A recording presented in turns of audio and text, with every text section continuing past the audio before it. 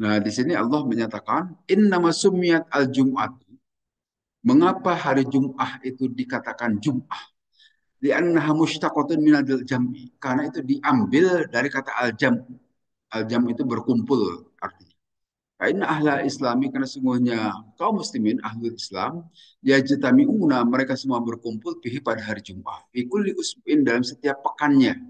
Marrotan sekali bil ma'abidil kibari kalau menjelat melakukan ibadah-ibadah yang besar. Wafi dan pada hari itu kamulah sempurnalah jami'ul khalaiki seluruh makhluk berkumpul. Innahu karena sungguhnya itu al yaum pada hari itu as-sadisu hari yang ke-6 minas sanati dari setahun allati khalaqallahu fiha as-samawati wal ardo yang pada hari-hari itu Allah menciptakan langit dan bumi. Wapihi dan pada hari Jumat itulah kuliko Adamu diciptakan Nabi Adam.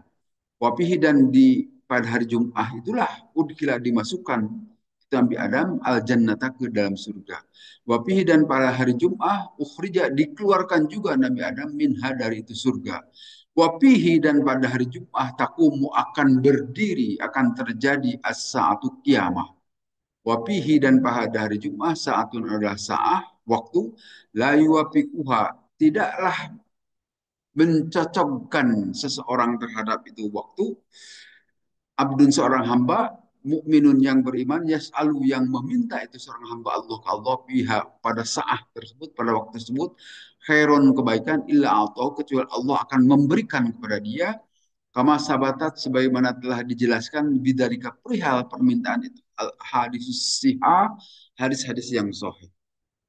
Ini adalah dalil pelaksanaan sholat Jum'ah. Nas Al-Quran nih yang menyuruh sholat Jum'ah ini, bukan hadis Nabi. Sehingga kalau ada yang tidak melakukan sholat Jum'ah itu melanggar Al-Quran. Nah, kita ada kan yang suka tidak sholat Jum'ah itu. Orang Syiah itu Pak. Syiah itu tidak melakukan sholat Jum'ah. Berarti mereka tidak mengimani ayat ini. Pada ayat ini ayat Al-Quran. Ya, sholat Syiah itu artinya tidak wajib sebagaimana kita. Kalau kita kan tiap pekan selalu melakukan sholat Jum'ah. Kalau mereka itu suka-suka saja. Pada saat mereka suka lakukan sholat Jum'ah, pada saat tidak ya tidak. Nah, mereka itu yang memang tidak mengimani ayat ini. Padahal ini Al-Quran perintah melakukan sholat Jumat.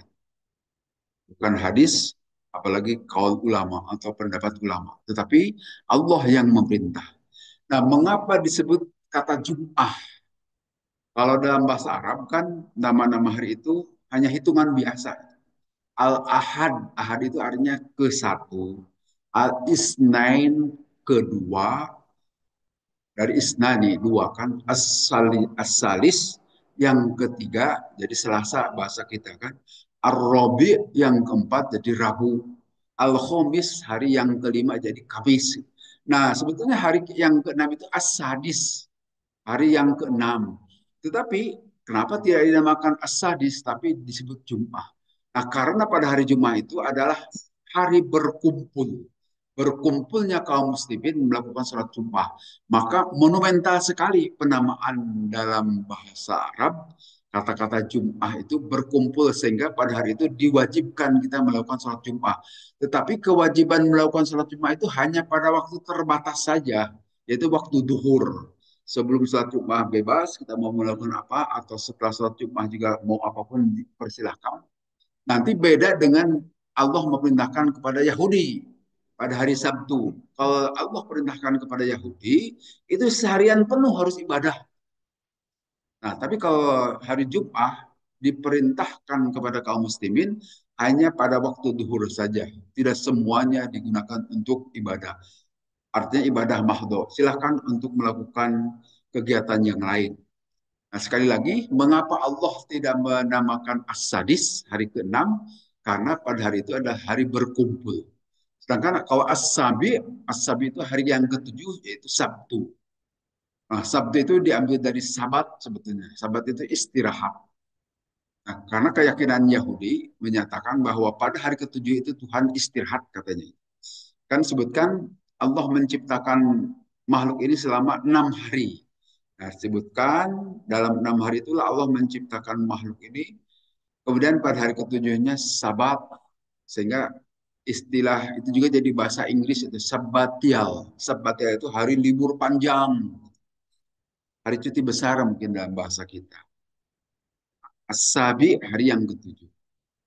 Itu dalam bahasa Arab nama-nama hari itu adalah hanya hitungan saja. Jadi tidak ada hubungan dengan mitos, tidak ada hubungan dengan keyakinan, kepercayaan. Jadi seperti Ahad hari ketujuh. Tapi sekarang kita juga suka salahkan, suka membacanya hari Minggu. Itu bukan bahasa kita itu.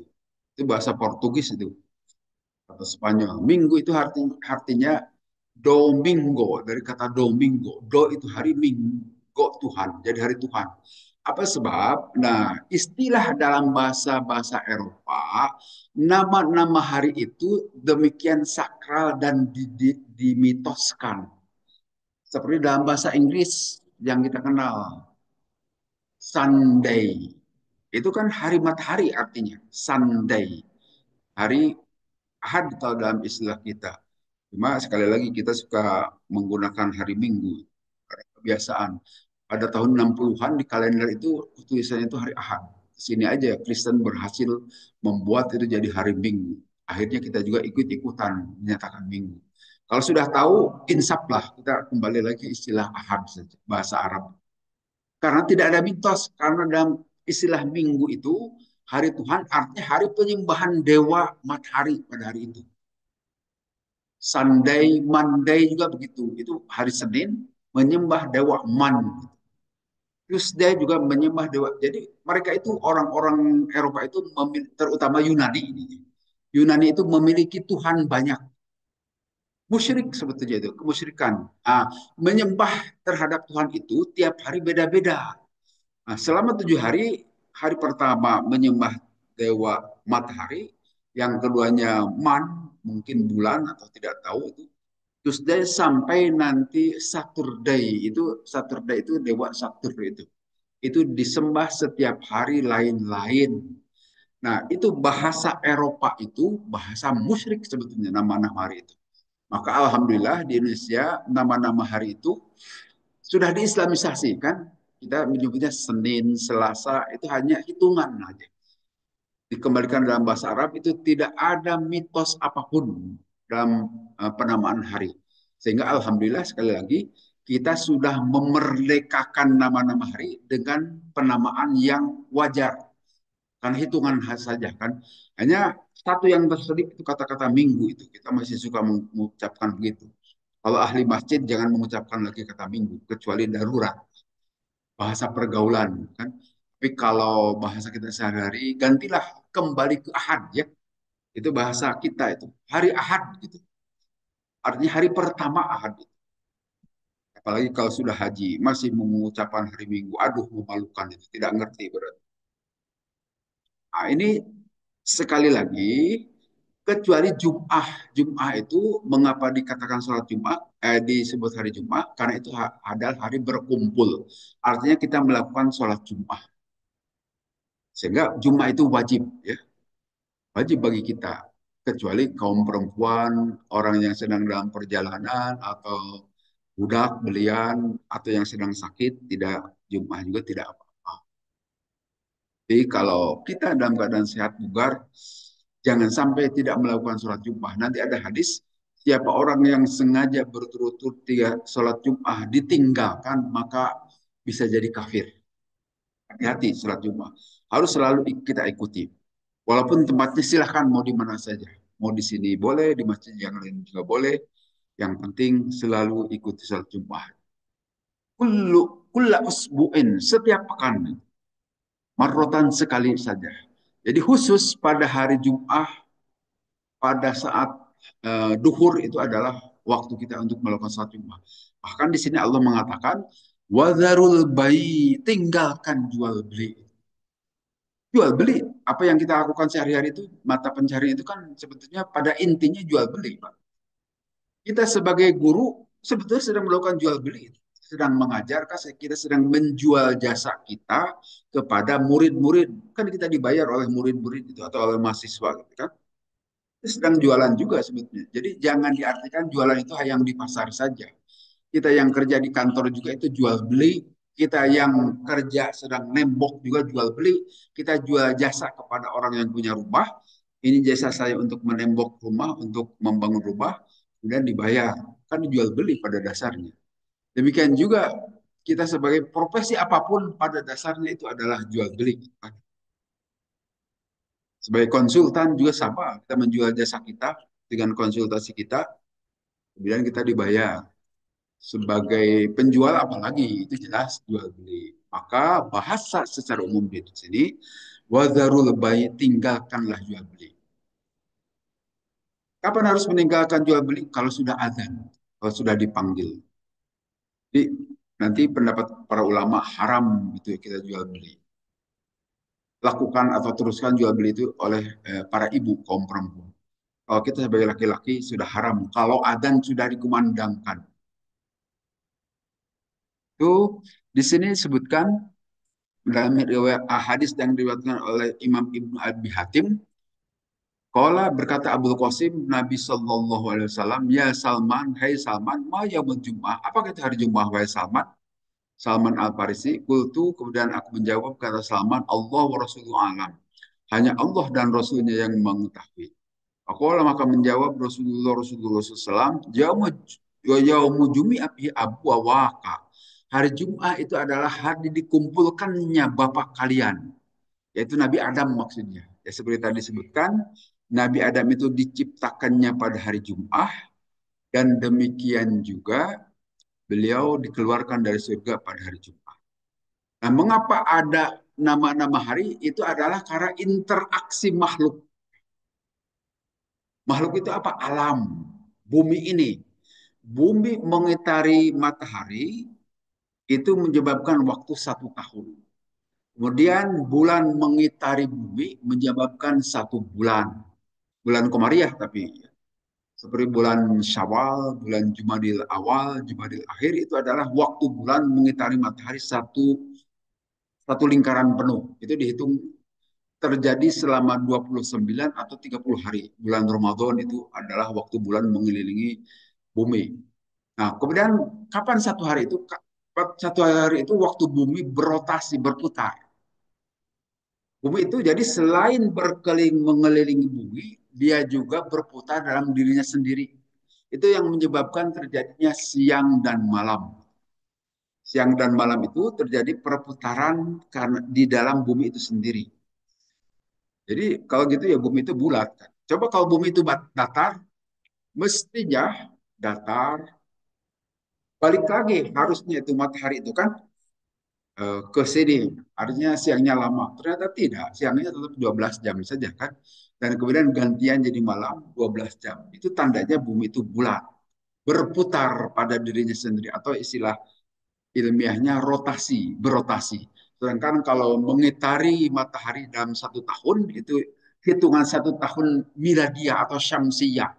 Yang kita kenal dengan istilah Januari, Februari, sampai Desember itu adalah waktu matahari mengitari bumi dalam 1 tahun. Tapi kalau bulan itu dalam 1 bulan komariah. Nah, nanti dalam itu sebutnya revolusi. Kalau revolusi itu bumi mengitari matahari dalam waktu 1 tahun dibagi ke dalam 12 bulan syamsiyah. Jadi beda kalau dalam Syamsiah itu 1 bulan 30 atau 30 hari. Ada juga 28 hari seperti bulan Februari itu tahun kabisat. Tapi jumlah dalam 1 tahun itu 365 hari dalam tahun Komariah.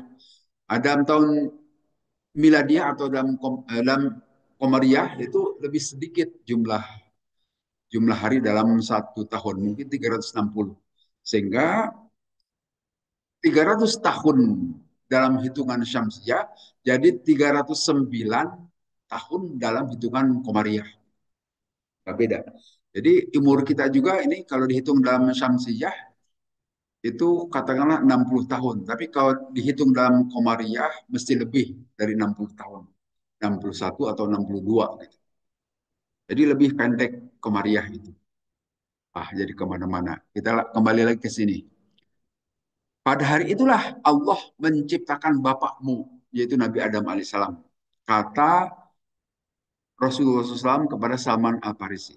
Kemudian waktaro dan memilih siapa al-Yahudu orang Yahudi yang Sabti hari Sabtu Allah dalam Yakobi kholkun. Nah, hari Sabtu menurut orang Yahudi itu adalah hari beristirahat, sabbatial tadi. Hari libur panjang. Wan Nasoro dan memilih kaum Nasrani yang Ahad pada hari Ahad Allah ibtada fi al khalqu. Padahal hari pertama itu adalah hari penciptaan hari pertama. Allah memang menjelaskan di dalam Al-Quran itu Allah menciptakan alam ini dalam 6 hari. Tapi hari pertama apa, hari kedua memang tidak dijelaskan secara rinci walaupun ada di dalam beberapa surat yang menyatakan penciptaan alam tersebut tiap harinya apa saja. Tapi kalau di dalam kejadian, kitab kejadian, dalam perjanjian lama dijelaskan hari pertama apa, hari kedua, tetapi kacau gitu Pak. Kacau itu artinya tidak logis, tidak logis itu. Eh, ya seperti cahaya diciptakan pada hari, kalau tidak salah hari keempat. Tetapi sebelum diciptakan cahaya, pada hari pertama sudah diciptakan apa dulu. Sehingga bagaimana itu ciptaan bisa keluar tanpa ada cahaya. Padahal makhluk hidup ini butuh cahaya kan, butuh matahari. Tapi cahaya baru diciptakan hari keempat. Tidak tidak masuk akal. Tetapi Al-Quran tidak menjelaskan secara rinci, hanya betul itu diciptakan dalam 6 hari. Nah, 6 hari itu apakah pengertiannya sama seperti hari-hari kita ini? Itu juga wallahu a'lam. Karena hari yang kita maksud saat ini yaitu berputarnya bumi dalam porosnya sendiri selama 24 jam kalau diukur dalam jam kita. Tapi pengertian yaum sehari dalam istilah kita, apakah 24 jam itu? Wallahu alam, kita tidak tahu. Karena apa? Karena hari di dunia ini, di bumi ini beda dengan hari di planet lain. Di Venus lebih cepat. Jadi Venus itu karena lebih dekat ke matahari, berputarnya memutari matahari itu tidak selama 1 tahun sebagaimana kita lama. Jadi lebih pendek, sekitar 84 harian planet Venus. Demikian juga Mars, itu lebih dekat dengan Mars itu di luar bumi ya. Venus, Merkurius maksudnya. Merkurius itu lebih sebentar. Planet ketiga itulah baru bumi. Itu 1 tahun menurut kita. Apakah di planet itu ada makhluk-makhluk? Wallahu alam juga kita tidak mengerti ya. Tapi menurut penelitian ada planet-planet lain. Di samping ada jutaan matahari. Ada jutaan bintang. Bintang itu ada matahari. Itu terlalu luas bahasan itu ya. Nah, kemudian kembali lagi ke sini, orang-orang Yahudi menjadikan hari Sabtu itu sebagai hari ibadah mereka. Tetapi mereka itu harus seharian selama Sabtu. Demikian juga orang Nasrani menjadikan hari Ahad atau hari Minggu menurut mereka itu sebagai ibadah, walaupun tidak seharian. Hanya kalau kebaktian di orang-orang Nasrani itu jamnya itu fleksibel. Beda dengan di kita kalau hari Jumat kan mesti hari Jumat itu pas waktu duhur dimanapun. Kita mau di Amerika, mau di Eropa, mau di Saudi Arabia, di Indonesia tetap pas duhur, jelas waktunya. Tapi kalau kebaktian di gereja kan macam-macam jamnya itu, suka-suka saja itu. Tak jelas suka mereka. Artinya memang diatur sendiri. Nah kalau kita itu diatur oleh Allah dalam melakukan ibadah, maka tidak boleh ngarang-ngarang dalam melakukan ibadah. Harus sesuai contoh dari Rasulullah yang telah Allah berikan kepada umatnya. Tidak boleh ngarang. Kalau dalam agama lain itu memang hari Ahad itu adalah hari mereka, tapi ini juga wallahu alam tidak ada penetapan dari Allah, hanya mereka memilih itu. Nah, kaum muslimin harus beda dari Yahudi maupun Nasrani. Jangan pada hari Sabtu atau pada hari Ahad, tetapi pilihlah hari Jumat ibadahnya. Itu harus begitu, selalu tampil beda. Tidak boleh menyamai kelakuan orang-orang kafir. Kita juga dilarang menyamai perilaku kekafiran. Harus tampil beda. Sehingga pada saat puasa bulan Muharram, yang suka melakukan puasa tanggal 10 itu bukan saja kaum muslimin, orang Yahudi. Maka oleh Nabi ditambah dengan tanggal 9 supaya beda antara kita dengan Yahudi. Kita jadi 2 hari, sedangkan Yahudi hanya 1 hari. Itu semangat dari Nabi, harus tampil beda. Tidak boleh menyamai kelakuan orang-orang kafir. Makanya kalau di kita masih suka mengikuti gaya-gaya kafir itu keterlaluan. Tahun baru itu gaya kafir itu, Pak. Kita itu harusnya tidak perlu. Demikian juga hari Valentine itu bukan perilaku Islam itu. Dikasih sayang itu tidak perlu. Kemudian apalagi sekarang ada tambahan dari Amerika itu hari Halloween. Hari Halloween itu hari jurik gitu, Pak. Hari setan. Nah, itu kita suka ikut-ikutan pakai pakaian yang aneh-aneh. Itu ngapain ngikut-ngikut gitu gaya-gaya kafir itu. Sudah saja hari raya dalam Islam itu hanya dua, Idul Fitri dan Idul Adha. Silakan di situ berpesta, makan minum bebas. Maka tidak boleh berpuasa pada hari Idul Fitri, Idul Adha. Nah, artinya kita kaum muslimin harusnya semangat ke sana. Termasuk termasuk hari ulang tahun tidak ada dalam dalam ajaran Islam itu. Kita memperingati ulang tahun. Tidak perlu lah. Yang suka ulang tahun itu yaitu orang-orang kafir juga. Mestinya kita tinggalkan. Tetapi itu budaya sudah biasa ya. Di WA-WA atau ulang tahun mesti selamat ulang tahun. Itu bukan ajaran Islam itu. Kita udah bercampur ajaran itu dengan kekafiran. Marilah kalau kita mau menjadi seorang muslim sejati kembali kepada ajaran yang dicontohkan Rasul saja. Nah, kemudian dalam hadis yang diriwayatkan oleh Imam Bukhari dan Imam Muslim disebutkan begini kata Nabi SAW, Nahnu al-akhiruna as-sabiquna yaumil qiyamah. Kita memang umat akhir zaman, terakhir munculnya di muka bumi ini, tetapi nanti as-sabiqun yang paling duluan pada hari kiamat. Jadi boleh jadi kita itu sebagai umat akhir zaman, tetapi urusan di hari akhirat nanti paling dahulu, termasuk dihisabnya. Berapa lama kita dihisab tergantung banyak tidaknya urusan kita kan. Makin banyak kekayaan, makin lama hisabnya. Ya seperti urusan di dunia ini barangkali. Kita berurusan dengan apapun, makin banyak yang urusan kita, makin banyak panjang. Tapi kalau mulus dalam pemeliharaan, dalam kepemilikannya, insya Allah mulus saja pada saat hisabnya itu. Tapi kalau cara-caranya banyak keharaman dan macam-macam, tentu akan sulit urusannya juga panjang. Itu juga bagian dari siksaan, kan? Silakan kita berurusan. Ya seperti yang sekarang ngantri itu, ngantri BBM itu panjang, itu kan nyiksa juga, Pak. Silakan kalau kita mau ngisi BBM motor, dimanapun sekarang ngantri ya. Tidak ada yang kalau dulu itu masih kosong langsung diisi. Kalau sekarang itu di mana-mana ngantri itu. BBM motor terutama, mobil pun begitu. Nah, itu kan pada saat ngantri itu kepanasan dan sebagainya itu ya nyiksa juga. Ah, itu urusan di dunia. Kalau di dunia bisa cari iuh-iuh gitu kan. Di akhirat juga nanti begitu, makin panjang saja. Sehingga kita didahulukan pada saat dihisabnya. Karena itu keistimewaan yang Allah berikan kepada kita sebagai umat akhir zaman. Memang kita terakhir lahir, tetapi nanti didahulukan pada hari kiamat. Ini hadis Nabi, hadis Bukhari Muslim, hadis Sahih. Jadi annahum utul kitab min qablina. Sedangkan umat-umat terdahulu mereka diberi kitab dan mereka telah lahir sebelum kita. Semahada yaumuhumul ladzi faradallahu alaihim. Dan Allah akhirnya berikan kepada mereka, memadukan kepada mereka, fakhtalafu fihi, maka terjadi silang pendapat. Jadi antara mereka sendiri terjadi perbedaan-perbedaan pendapat.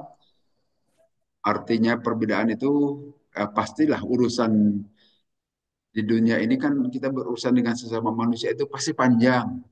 Antara buruh dan majikan tentu saja kalau tidak digaji itu nanti akan nuntut itu, pekerja kita itu. Kalau tidak benar memberikannya atau kita dititipi sesuatu, tidak benar menunaikannya juga akan jadi urusan di akhirat. Maka karena itu, kalau kita punya urusan di dunia, terutama dengan sesama manusia, kalau bisa selesaikan dahulu. Jangan sampai dibawa ke akhirat. Karena urusannya jadi panjang, tidak nyaman. Itu juga nanti kata para ulama, salah satu syarat tobat dengan dosa kita kepada manusia, bebaskan dahulu. Lulubaran gitu istilahnya. Bebaskan dahulu dari orang tersebut. Baru Allah mengampuni. Sebelum kita belum dibebaskan, Allah belum akan mengampuni. Kemudian dalam hadis Imam Bukhari juga atau dalam lafaz Muslim, Adallallahu man kana qablana. Allah itu menyesatkan kepada orang yang sebelum kita semua, pakana lil Yahudi ya musabdi. Nah, bagi kaum Yahudi pada hari Sabtu akan hari Nasr yaumul Ahad. Sedangkan untuk kaum Nasrani hari Ahad. Baca Allahu bina hadana Allah liyaumil Jum'ah. Kemudian Allah datang kepada kita dan Allah menunjukkan kepada kita jangan ikut-ikutan kaum kafir pada hari Sabtu atau hari Ahad, tapi hari Jum'ah lah yang kita gunakan. Nah, sehingga nanti mengapa ini kita suka disebut agama samawi? Seperti Yahudi, Kristen, Islam itu agama samawi. Memang ada kesamaan, itu asal usulnya memang dari Allah. Ya, Yahudi sudah menyeleweng, Nasrani juga apalagi sudah sesat, yang masih lurus itu Islam. Tapi asal usulnya itu juga dari Allah, hanya penganutnya yang menyelewengkan. Maka disebut kelompok agama samawi, agama langit, karena asal usulnya berdasarkan wahyu dari Allah. Sedangkan agama-agama Hindu, agama Buddha, Sinto, kemudian agama-agama lain, aliran kepercayaan itu disebut agama arti, agama bumi. Ciptaan manusia saja. Hasil perenungan, filsafat. Filsafat itu artinya cara berpikir yang bijak. Biasanya kita juga makin tua, makin bijak. Orang-orang filsafat, filosof itu mesti yang sudah tua-tua biasanya. Karena makin menghayati kehidupan, makin banyak pelajaran yang bisa diperoleh, maka dari situ belajar. Dibuatlah dalam bentuk kata-kata, kemudian ditularkan kepada orang lain, sehingga jadi ajaran filsafat. Kalau dari kakek kepada cucunya, kepada anaknya, dan seterusnya. Jadi turun-temurun ujung-ujungnya. Kemudian, Fa'aja'al Jum'ata wa Sabta wal Ahad. Allah menjadikan hari Jum'ah, Sabtu dan Ahad. Wa kadzalika huwa tabi'un lana yaumil qiyamah. Nah, nanti di akhirat juga semua kaum Yahudi, kaum Nasrani pasti akan berurusan. Hanya mereka dibelakangkan sedangkan kita didahulukan. Seperti disampaikan oleh Nabi Shallallahu Alaihi Wasallam. Itu pada hari kiamah. Kapan kiamah? Wallahu alam. Kita belum tahu. Tentu kiamah itu akan didahului dengan kematian dahulu ya. Kita harus mati dahulu. Hari kiamah ada perhitungan akhirat. Nah, kemudian di sini disebutkan ya ayyuhalladzina amanu idza nudiya lis-salat min yaumil jum'ah itu artinya pengertiannya uksudu wa madu wah tamu bi masirik ilaiha. Harus menyegerakan, segera menuju, memaksud, mendatangi kepada hari Jumat.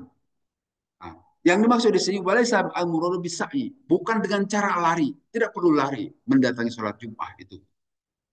Huna di sini itu al-masyyusari, tapi dengan jalan yang cepat. Jangan jalan santai gitu, tetapi jalan biasa saja yang segera datang ke masjid. Itu penerjemahan para ulama. Ini kata-kata para ulama. Wa innahu al-ihtimam, tetapi dengan maksud yang kuat. Mau kemana? Anda jalan, mau ke masjid melakukan sholat Jum'ah. Harus sepenuh hati, harus dengan motivasi yang tinggi. Nah, kemudian Pa'amma masyusyari ila sholat nuhya. Sedangkan kalau kita jalan secara lari menuju sholat, itu dilarang. Tidak boleh. Jadi kalau kita mau ke masjid, jangan lari. Sekali lagi ini, hadisnya banyak saya bacakan ini. Walaupun di antara jamaah kita suka ada juga kelakuannya begitu. Karena tidak pernah ikut ngaji, jadi tidak tahu bahwa itu sebetulnya dilarang, tidak boleh. Ini saya katakan, saya sampaikan dalam hadis Sahih Bukhari Muslim. Idza sami'tumul iqamah, apabila kalian semua mendengar iqamah, famsyu, maka berjalan. Ini kata-kata masyun itu adalah berjalan, bukan lari. Famsyu, maka berjalanlah ila sholati menuju sholat. Waalaikum sakinah. Dan kalian itu sakinah, tenang saja. Wal wikor dan perwira. Ya, artinya jalan dengan tegap menuju masjid, tidak perlu lari. Perlu diketahui ini. Suka ada yang lari ini. Kalau menuju masjid, saya suka lihat dari arah sana, bukan dari sini, Pak ya. Gak ada lari-lari itu. Ngapain itu? Tidak ngerti hadis ini berarti. Belum pernah baca. Wama adroktum posollu. Maka apa yang kalian dapati pada sholat berjamaah, ikutilah itu masuk rokaat. Wama apa takum ada pun yang ketinggalan, fa'atimmu, maka sempurnakanlah. Itulah masbuk. Jadi jangan karena takut ketinggalan imam, lari-lari akhirnya tersandung jatuh puas. Karena salah sendiri, nggak usah lari-lari, biasa saja, gitu kan. Nah, kata Nabi, apa yang kalian dapati itulah rokaat kalian sempurna, tapi apa yang engkau ikuti sempurnakan. Itulah masbuk ya. Salah sendiri, kenapa tidak dari awal hadir ke masjid? Jadi lari-lari. Tidak boleh tuh. Mungkin Bapak ya tidak berani negur ya pasti ya. Karena kagok kalau tugar tegur ini tersinggung biasanya kalau ditegur. Tapi kalau di pengajian ini saya katakan saya tegur itu ya gitu. Biarin tersinggung juga. Karena begitu kata Nabi Sallallahu Alaihi Wasallam tidak boleh lari-lari. Kemudian dari Abi Qatadah, kalau bainama Musliman Nabi pada saat kami sholat besar Nabi Sallallahu Alaihi Wasallam, pada saat itu Nabi SAW sholat, kemudian bersabda, Masya nukum, apa kelakuan kalian semua? Qalu istajana ila sholat. Kami bersegera menuju sholat. Berlari-lari menuju sholat, kata para sahabat. Ola, maka bersabda Nabi, Allah tab'alu, jangan begitu kalian semua. Jangan dengan cara lari-lari menuju sholat. Ida ayatum sholat famshu walaikum bis sakinah.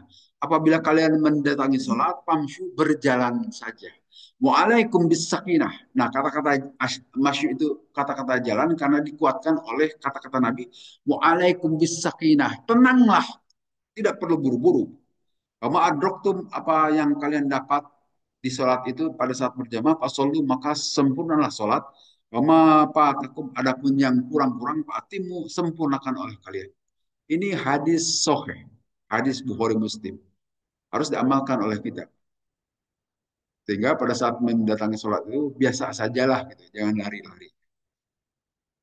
Karena saya melihat suka ada yang lari-lari, tapi tidak suka ikut ngaji, jadi tidak tahu. Gitu. Nah, kemudian hadis berikutnya, Idza uqimatis shalah, apabila didirikan salat fala tuha tas'una, maka jangan engkau datangi salat itu dengan cara berlari.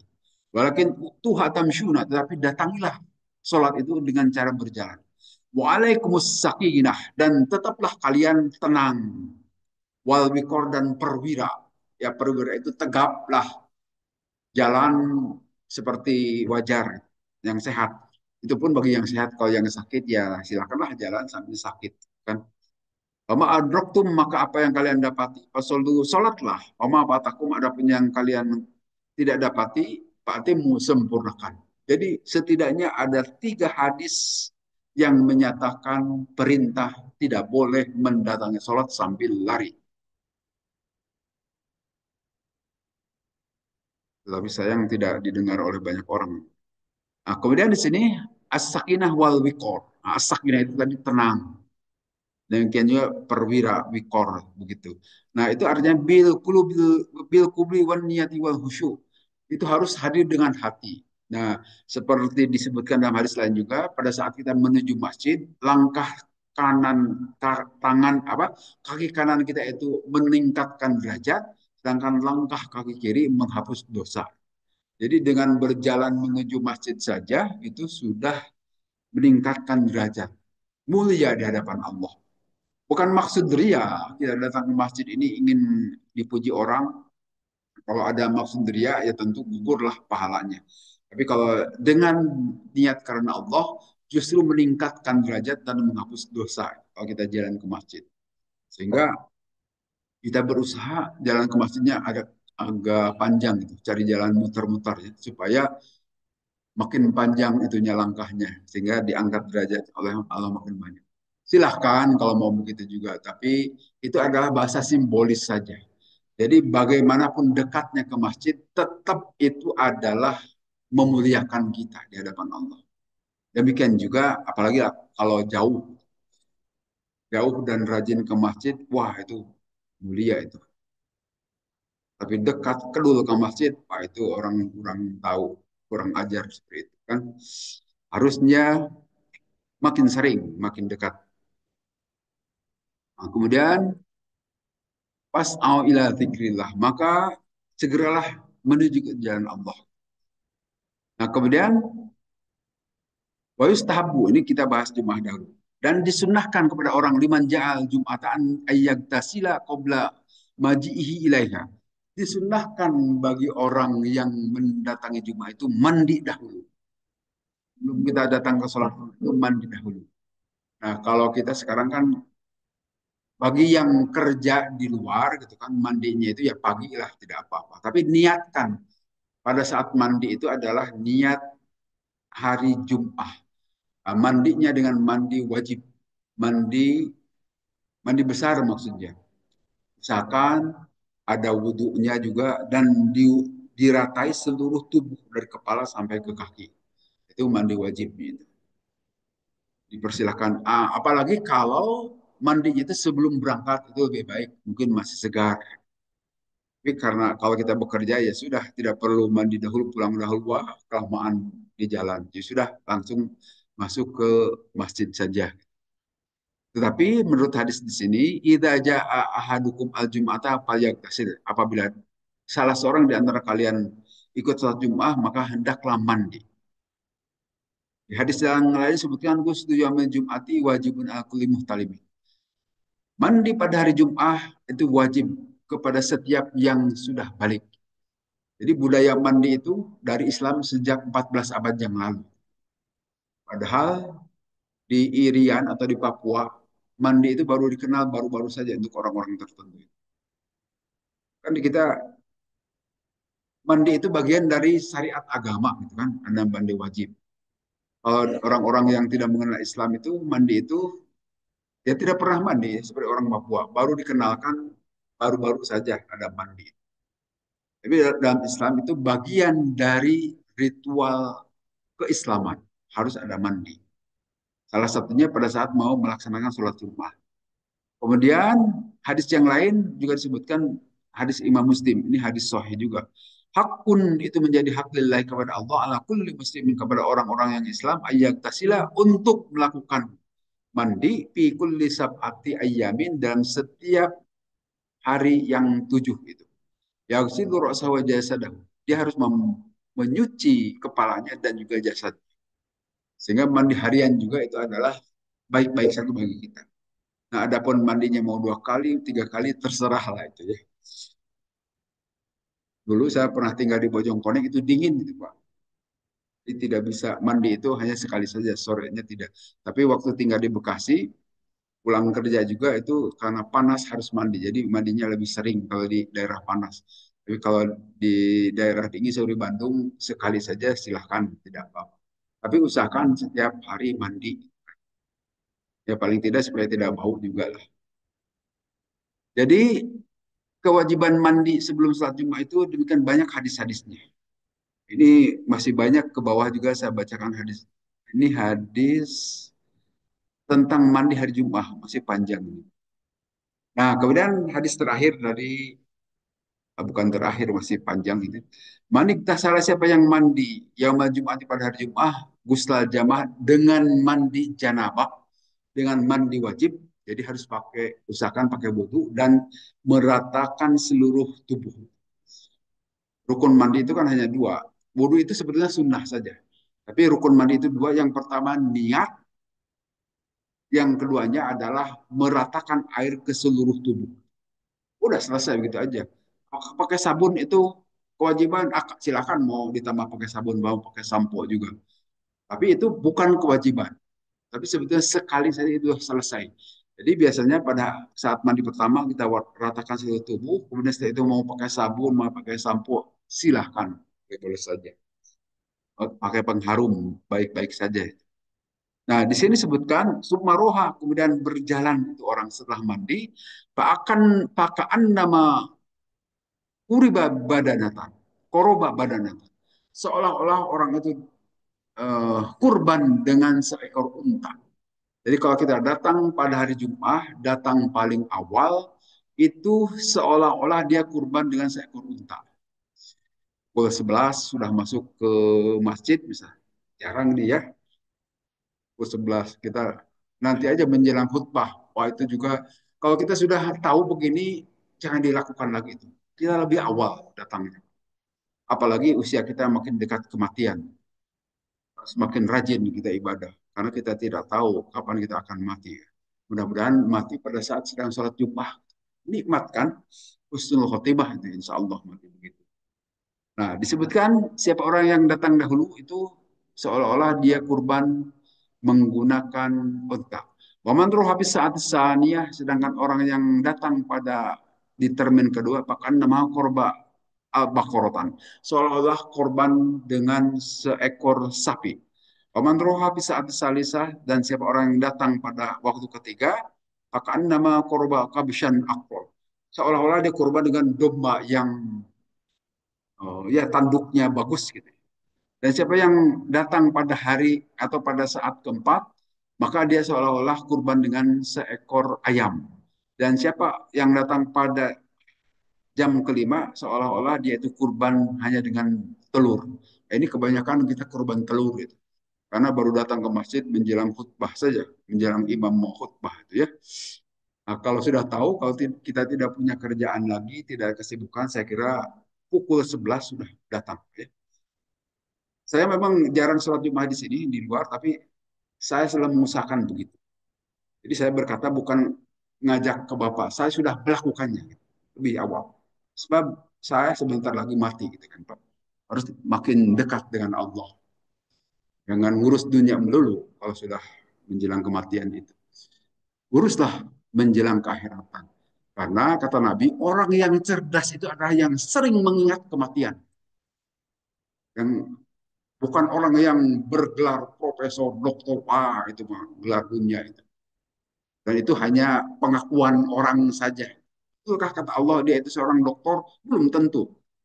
Karena ada juga doktor yang masuk kan, seperti doktor Bahlil itu kan, nah, itu dibatalkan atau ditangguhkan gelarnya. Karena masa kuliah hanya 1,5 tahun, tidak mungkin itu. Kuliah doktor 1,5 tahun itu nipu itu ya. Nah, artinya jadilah kita orang cerdas. Lebih sering memikirkan kematian, menyiapkan diri menjelang kematian. Nah, salah satunya datanglah pada hari Jumat lebih awal ke masjid. Usahakan pukul 11. Ikuti Pak Tanu itu. Pak Tanu itu pukul 11 sudah di masjid. Tapi untuk menyalakan speaker beliau itu. Dan terus tinggal juga. Bagus itu. Nah, yang lain juga ikuti Pak Tanu. Kalau tidak ada kerjaan, lebih awal lah lebih bagus. Supaya kita seolah-olah kurban dengan onta. Kan bagus besar itu. Kalau tadi sebutkan, kebanyakan kita itu menjelang imam khotib. Bahkan imam sudah khutbah baru datang. Itu pemalas itu. Sekali lagi saya ingatkan, terutama kita sudah pada tua kan ya, yang tidak akan lama lagi kita akan mati, Pak. Supaya kita punya bekal nanti di alam kubur, banyak cahaya itu kan. Nah, setidaknya dari cahaya kebaikan-kebaikan gitulah. Marilah pada hari Jumat setidaknya segera, jangan dinanti-nanti. Kalau perlu sejak jam 9 juga masuk saja. Kalau kita tidak ada kerjaan lain. Tapi karena kita ada kegiatan lain silakan, tidak perlu. Menjelang pukul 11 saja. Kemudian disebutkan di sini, Faidza kharaja imamu hadratil malaikatu yastamuna dzikra. Apabila imam sudah keluar, maka hadir para malaikat, para malaikat. Jadi yang tadinya para malaikat itu barangkali menunggu di pintu-pintu, siapa saja yang hadir dicatat oleh malaikat, Pak. Walaupun kita tidak pernah melihat kan, sebetulnya ada malaikat yang hadir di situ mencatat kehadiran kita pada saat pertamakah atau saat menjelang khutbah ada catatannya. Karena begitu imam sudah naik mimbar, malaikat masuk ikut mendengarkan khutbah. Walaupun anak-anak SMA masih suka, anak-anak sekolah masih suka suka ribut. Saya nggak tahu sekarang masih ribut tidak, Pak. Mudah-mudahan tidak ya. Nah, tapi malaikat mendengar. Dan kalau bisa juga kita mendengar, jangan ribut pada saat sedang khutbah. Bahkan berkata diam kepada orang yang ada di sekitar kita juga itu menyebabkan lago, menyebabkan Jumat kita sia-sia. Biarkan ada yang ribut juga kalau sudah khutbah dibacakan oleh imam. Tapi kalau sebelum khutbah silakan diingatkan, jangan ribut dan seterusnya. Tapi kalau sudah khutbah biarkan saja yang ribut juga. Yang harus menegur itu seharusnya imam, jangan ribut. Tapi kita sebagai mustami, sebagai jamaah itu kita dengar saja khutbah imam. Apa sebab? Ada hadis Nabi. Siapa orang yang menyiapkan diri dengan baik menghadiri sholat Jum'ah, mandi dahulu dari rumah, kemudian jalan ke masjid. Setelah di masjid, tentu menunggu kedatangan imam. Dan setelah ada imam khutbah, mendengarkan apa yang disampaikan oleh imam, dan ikut sholat sampai selesai, maka akan diampuni dosanya oleh Allah sepekan itu dan ditambah 3 hari. Nah, itu harus mendengarkan. Tapi kalau kita berkata-kata atau main HP pada saat imam khutbah, itu jelas itu adalah halago, hilang pahalanya. Memang tidak terasa, tetapi ada catatannya di hadapan Allah nanti. Nah, saat imam khutbah itu sudah hadir para malaikat. Wa yustahabbu lahu ayyal bisa ahsan nasyabi. Dan disudahkan pada salat Jumat itu menggunakan baju pakaian yang sebaik-baik dia punya. Silahkan, saya kira sudah kebiasaan di kita mesti menggunakan baju, setidaknya baju bersih lah, dengan baju kotor. Silahkan digunakan karena begitu ajaran Islam itu.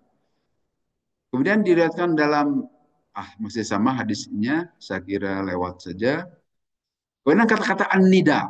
Nah, pada saat danu dia disolati, pada saat dipanggil untuk melakukan sholat Jumat, nah, pengertian nida itu atau azan dalam bahasa kita, dalam azan itu azan yang kedua. Kalau di kita memang hanya 1 kali adzan ya di Masjid An-Nas itu, tapi di masjid lain itu ada yang 2 kali adzan. Itu adalah memang bukan contoh dari Rasulullah, tapi dari Sayyidina Utsman. Dari Sayyidina Utsman, saat setelah makin banyak kaum muslimin, maka nanti Sayyidina Utsman mengumandang adzan lebih awal. Ya mungkin kalau di kita biasanya pukul 11. Ya. Nah itu adzan bukan dari Rasulullah, tapi dari Sayyidina Utsman. Tetapi karena Sayyidina Utsman itu sahabat dekat Rasulullah, tidak apa-apa juga kita ikuti. Tapi kalaupun kita tidak mau adzan awal, mau adzan menjelang khutbah saja, jika juga silahkan. Toh itu contoh dari Rasulullah Sallallahu Alaihi Wasallam.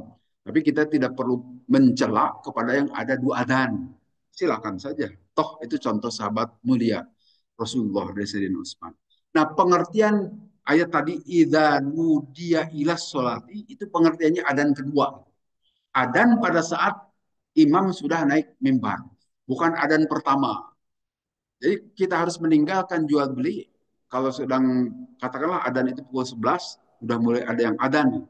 Kalau di sini bukan adzan, dibaca Al-Quran kan ya. Al-Quran dibacakan sama saja itu. Kalau disebut bid'ah, bid'ah juga itu. Tapi tentu ada tujuan kan memberitahukan kepada kita. Adzan pun sebetulnya begitu. Jadi nggak usah dibidah-bidahkan, biarkan saja. Nah, itu itu adalah memberitahukan kepada kita bahwa itu hari Jumat. Nah, itu pemberitahuan itu bukan kita harus meninggalkan jual beli. Kalau kita sedang transaksi boleh lanjutkan saja dahulu. Tapi pada saat adzan kedua tinggalkan sama sekali. Itu pengertian an-nida itu. Nah, tentu para ibu tidak perlu datang para ibu tapi memberitahukan kepada kaum laki-lakinya barangkali. Itu sudah adzan atau menjelang adzan segeralah masuk ke masjid. Kalau para ibu sendiri tidak perlu. Kemudian itu adzan awal, jadi adzan itu dalam salat Jumat kadang-kadang ada 2 kali. Ada adzan pertama itu pemberitahuan, atau kalau di kita dibacakan Al-Quran. Sama saja maksudnya kan pemberitahuan. Yang kedua itu adalah adzan menjelang imam naik mimbar. Nah pengertian ya ayyuhalladzina amanu idza nudiya lis-sholati itu adalah adzan kedua. Kalau di kita baru datang kadang-kadang berdiri saya di belakang sana kan itu kelihatan malas gitu. Itulah kebanyakan kualitas kaum muslimin pada malas untuk sholat Jumat. Harusnya sudah duduk rapih di depan di sini menjelang sholat Jumat itu jangan setelah adzan atau pada imam pada saat imam khutbah baru pada datang. Kelihatan malasnya. Harusnya ditinggalkan, kalaupun sedang rapat. Gitu, Pak. Kan di kantor urusannya banyak, atau sedang apa? Siapkan diri sebetulnya. Yang menjelang setidaknya 15 menit sebelum khutbah Jumat, harusnya kita sudah datang. Tapi begitulah kualitas kaum muslimin Indonesia. Belum 100% menghadapi, menjalankan ajaran Islam dengan penuh. Belum dengan hati gitu. Hanya sekedar formalitas saja. Itu juga kadang-kadang kalau ada yang dilihat oleh anak buahnya, baru dia datang sholat Jumat. Kalau tidak, tidak datang. Wah, itu lebih payah lagi itu. Nah, dzalikan nidau alladzi yahrum minhu al-bai'. Nah, adat itulah yang menyebabkan haramnya jual beli. Kita melakukan transaksi apapun tidak boleh. Melanjutkan ngajar dan sebagainya tidak boleh. Walaupun ada di aktivis Islam liberal, dia sedang seminar hari Jumat. Pada saat sudah adzan menjelang imam khotib itu naik mimbar, tetap saja dia diskusi. Pada siapa? Kader-kader NU itu, Pak, yang melakukan seminar itu, orang Islam liberal itu, seperti Ulil Abzar Abdallah itu kan orang NU dia itu, mantunya Kiai bahkan, mantunya Kiai Mustafa Bisri itu. Tetap aja seminar ini tidak mengindahkan Al-Quran itu. Ya, mudah-mudahan Allah tobatkan mereka ya. Allah terima tobat mereka dan segera bertobat. Jangan sampai kelakuannya seperti itu. Tetapi ada, kecuali dalam keadaan darurat lain itu persoalannya.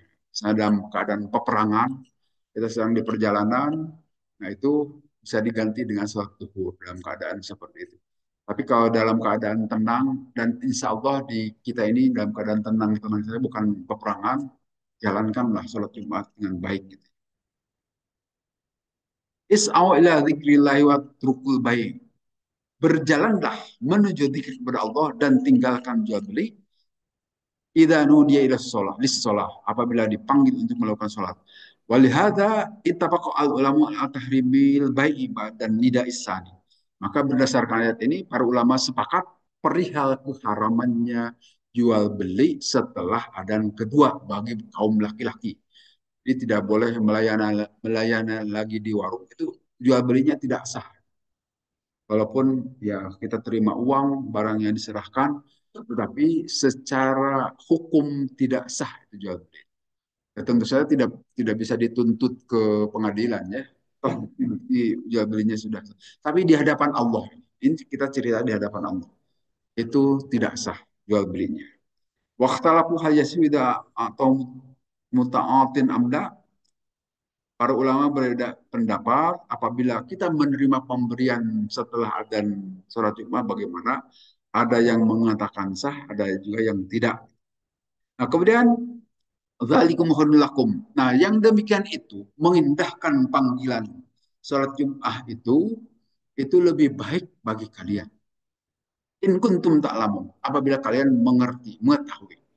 Tapi kebanyakan kita tidak mengetahui, tidak memahami karena ini metafisik. Yang mengetahuinya harus keimanan, bukan pengetahuan alamiah, bukan pengetahuan fisik, tidak kelihatan. Tetapi kalau imannya menyala, baru akan tahu keutamaan semuanya itu. Nah, ini yang perlu kita mintakan kepada Allah supaya awas mata batin kita ini terhadap hal-hal yang seperti ini. Kalau sudah mengetahui, saya yakin tidak akan lama atau susah-susah mendatangi sholat Jumat. Akan segera. Kemudian faida qudiyatis sholat. Maka apabila sholat sudah ditunaikan, pantashiru. Allah menyuruh, pantashiru. Maka bertebaranlah kalian semua fil ardi di muka bumi. Artinya, jangan terus diam di masjid. Ini perintah tadi. Sehingga pada hari Jumat itu hanya pada saat sholat Jumat saja kita harus ibadah. Setelah sholat Jumat silahkan bertebaran di muka bumi. Wabdagu min fadlillah, dan carilah karunia Allah. Mau cari rezeki, mau cari pengetahuan ilmu, mau apapun dipersilahkan. Wadkurullah, tetapi harus tetap zikir kepada Allah. Mengingat nama Allah. Itu kata-kata zikir itu harus terus dikumandangkan sepanjang hayat di kandung badan. Dimanapun kita berada sebetulnya. Harus tetap ingat kepada Allah. Walaupun ya kita kadang-kadang lemah, kadang-kadang dalam keadaan kesibukan lupa kepada Allah. Tetapi pada saat kita masih bisa melakukan zikir, zikirlah kepada Allah. Karena perintah zikir ini terus-terusan. Walaupun secara formal barangkali kita mengucapkan la ilaha illallah atau kalimat-kalimat yang lain, tetapi yang penting sadar bahwa kita itu dalam pengawasan Allah. Ini yang tidak gampang. Tidak gampang dengan hal ini karena tidak lupa. Itu kelemahan kita ya. Kelemahan kita sebagai manusia. Tetapi perintah Allah di sini adalah wadkurullaha katsiran. Zikirlah kepada Allah dengan banyak. Walaupun banyak itu nanti ada hitungannya juga ya. Karena kita juga kadang tidak mampu sebanyak-banyaknya. Maka pakai hitungan tertentu. Nabi nanti memberikan contoh 33 baca subhanallah setelah sholat, 33 baca alhamdulillah, 33 baca Allahu Akbar. Itu adalah ketentuan dari Nabi. Maka kita juga menganalogikan, mengkiaskan. Baca la ilaha illallah 33 kali. Karena sesuai dengan hitungan Nabi. Tapi sebetulnya kalau kita mampu membaca la ilaha illallah semampu kita, sebetahnya gitu, silakan sebanyak-banyaknya. Karena Allah memerintahkan kathiron, sebanyak-banyaknya. Ingat kepada Allah. Kapan kita harus dikir? Pada saat kita sedang berjalan, duduk maupun berdiri. Kita sedang menungguin jualan di pasar juga silahkan sambil dikir. Kita sedang di atas angkot juga silahkan dikir. Kita sedang nunggu antrian di dokter juga silahkan dikir. Kalau tidak ngobrol, kalau ada ngobrol ya tidak bisa dikir ya. Silahkan saja, kapanpun, asal jangan di WC saja. Asal jangan di kamar mandi saja kita zikir kepada Allah. Karena itu tempat yang tidak dilakukan juga oleh Nabi Shallallahu Alaihi Wasallam. Nah, kemudian ada hadis lain dari Nabi SAW begini. Man siapa orang, dakola masuk orang itu sukon ke dalam pasar, mina aswaki dari pasar-pasar, pakola maka ucapkanlah, la ilaha illallah wahdahu la syarikalah, lahul mulku wal hamdu wa huwa ala kulli syai'in qadir. Kutibat lahu alfu alfi sanatin, maka akan dicatat kebaikan bagi dia itu sebanyak 1 juta kebaikan. Wa muhiya anhu alfu alfi sanatin, tidak akan dihapus dari dia itu 1 juta keburukan. Nah, ini saya kira enteng ya. Hanya masalahnya kita tidak tahu atau suka lupa. Kalau kita masuk ke pasar, nah kalau rumah kita di Sukasirna misalnya atau di sebelah sana, pasti melewati pasar Cikutra kan. Nah, silahkan ucapkan ucapan ini. Kan enteng ucapannya itu. La ilaha illallah wahdahu la syarikalah lahul mulku wal hamdu wa huwa ala kulli syai'in qadir. Hanya itu saja ucapkan. Tapi kebaikan di hadapan Allah 1 juta. Ini kata-kata alfu alfi itu artinya 1.000, 1.000. Kalau dikumpulkan kan jadi 1 juta. Demikian juga kesalahan, ya tentu ini dosa-dosa kecil kita akan dihapus juga. Jadi kebaikan bagi kita, saya juga baru tahu nih ada hadis ini. Berarti harus kalau masuk ke pasar, saya juga kadang-kadang suka ke pasar. La ilaha illallah wahdahu la syarikalah lahul mulku wal hamdu wa huwa ala kulli syai'in qadir. Itu saja bacaannya. Yang biasa kita baca ba'da sholat subuh misalnya. Itu dibaca pada saat kita masuk ke pasar. Itu juga bagian dari zikir. Kemudian berikutnya ayat terakhir wa idza ra'aw tijaratan, dan apabila mereka para jamaah itu melihat perdagangan, maka mereka bubar menuju perdagangan itu dan meninggalkan engkau sendirian. Khutbah. Ucapkan oleh wahai Nabi, ma indallah khair, apa yang ada di sisi Allah itu jauh lebih baik minallah wa minat tijarah, daripada sendak gurau dan dari jual beli. Wallahu, dan Allah itu khairul razikin, yang sebaik-baik yang merizkikan. Jadi sejarahnya begini Pak, ini sejarah salat Jumat. Pada zaman Rasulullah SAW masih hidup, beliau mengajak para sahabat melakukan salat Jumat berjamaah. Nah, seperti biasa para sahabat juga hadir. Tetapi pada saat awal-awal itu belum ada larangan kelihatannya. Harus mendengarkan khotib, harus ikut sholat. Pada saat itu ada kafilah dagang datang ke Madinah. Nah, saat Nabi Shallallahu Alaihi Wasallam sedang khutbah, para sahabat juga memburu para kafilah dagang. Mungkin kafilah dagang seperti itu jarang-jarang waktu itu. Maka bubarlah padahal Rasulullah sedang khutbah. Yang tersisa itu kira-kira 12 orang disebutkan di sini. Hanya 12 orang yang tetap mendengarkan khutbah Rasulullah. Yang lain-lainnya itu bubar. Itu awal-awal sejarah sholat Jumat. Maka disebutkan oleh Allah begitu. Pada saat mereka melihat perdagangan, ada rombongan dagang, loh mereka malah bubar menuju perdagangan itu. Padahal nanti disebutkan oleh Allah harus didengarkan itu khutbah itu sampai tuntas, sampai selesai, dan tidak boleh kemana-mana sebelum selesai. Maka sekarang berlaku bagi kita harus sampai tuntas sholat Jumat itu. Tidak boleh melihat perdagangan atau menunggu orang jual beli dan sebagainya. Harus sampai selesai. Maka begitulah ayat Al-Quran ini turun. Rasulullah ditinggalkan sendirian. Baik nama Nabi SAW yahtub yaumul Jum'ah, pada saat Nabi SAW sedang khutbah salat Jum'ah, maka datang sejumlah rombongan entah yang membawa perdagangan, Pabtadaruha ashabu Rasulullah, maka bersegeralah membelakangi itu para sahabat Rasulullah menuju perdagangan. Hatta lam yabqa Rasulullah, sehingga tidak tinggal beserta Rasulullah illa isna asyara rajulan, kecuali hanya 12 laki-laki saja. Pakola maka bersabda Rasulullah, walladzi nafsi biyadi, demi dat yang jiwaku ada dalam genggamannya, lau tataba'tum hatta lam yabqa min mahdun lasala bikum alwadi naron. Nah, maka kalau kalian tetap begini nanti pada saat sholat Jumat yang lain, dan tidak tersisa di antara kalian semuanya menuju perdagangan, maka akan menyala itu wadi di neraka itu. Itu ancaman dari Nabi. Maka karena itu sekarang tidak boleh kita meninggalkan sholat Jumat sampai selesai, sampai salam. Setelah itu silahkan. Kemudian watoroku kakoima, dan meninggalkan engkau dalam keadaan berdiri. Nah ini Al-Quran menyatakan iman. Artinya Nabi pada saat itu sedang berdiri khutbah. Sehingga menjadi syarat sah khutbah itu harus berdiri. Harus berdiri ini. Kalau khutbah itu. Walaupun waktu itu saya lihat di Pusdai ada juga khotib yang khutbahnya itu sambil duduk. Ya mungkin karena sedang sakit. Tapi seharusnya jangan dipaksakan. Ya.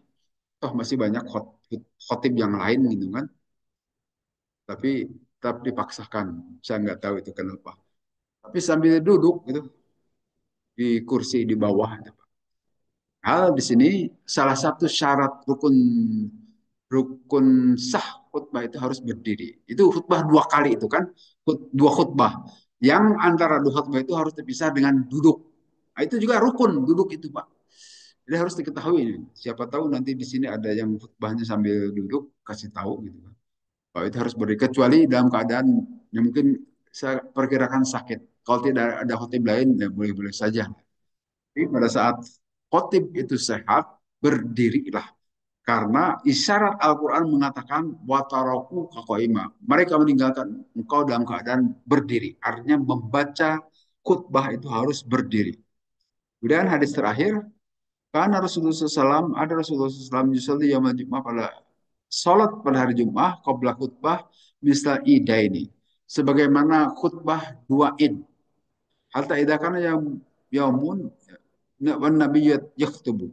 Sehingga pada hari terjadi datang rombongan perdagangan, Nabi sedang khutbah, qad shallal Jum'ah, dan sudah salat Jum'ah, pada qala rajulun, maka kemudian masuk seseorang, faqala maka berkata seseorang itu, inna duhyata bin Khalifah qad qadima bitijarah. Duhyah bin Khalifah datang dengan membawa perdagangan. Yakni para sahabat itu pandu bubar. Lam yakum ahu illa naparo yasirin. Illa naparo yasirin. Yasi naparun yasirun. Kecuali hanya sedikit saja yang, yaitu tadi sudah diceritakan, tinggal 12 orang saja yang tetap beserta Rasulullah SAW. Saya kira bahasan kita kali ini barangkali cukup sampai di sini saja. Wallahu a'lam. Enggak, kalau ada yang mau mendiskusikan materi